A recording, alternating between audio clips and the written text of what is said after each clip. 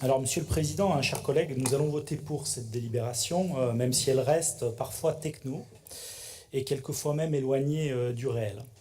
En effet, révolution numérique, monde des interdépendances généralisées, défis locaux et planétaires, défis individuels autant que collectifs ont transformé l'intelligence des jeunes générations. Il faut leur donner des outils pour peser sur leur avenir. Une réflexion sur l'évolution de la pédagogie est à mener. Alors certes, ce n'est pas une compétence directe de la région, et le vice-président Blanchard l'a d'ailleurs rappelé, mais elle pourrait et devrait impulser des dynamiques à partir de l'objectif 3, notamment que vous avez décliné. L'objectif global est en effet fondamental, établir un nouveau lien entre société, recherche et formation universitaire pour préparer les jeunes à relever les défis de demain dans les territoires et leur proposer un futur engageant sur lequel ils ont prise. Donner aux jeunes les moyens de répondre aux défis climatiques, de revoir le modèle agricole et alimentaire, de réviser les rapports à la santé et aux soins, de réduire les inégalités sociales et territoriales, de repenser les services publics, penser les traditions, les transitions et les bifurcations. C'est à cela qu'il faut inviter et intéresser les étudiants à participer pendant leur formation universitaire.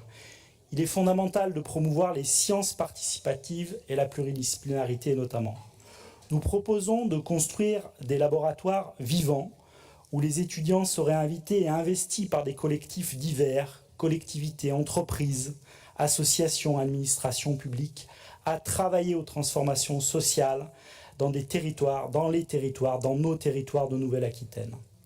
Autre aspect peut-être autour de cette délibération et prolongement, Président, l'université dès son origine a été pensée comme un lieu d'accueil et d'universalisme.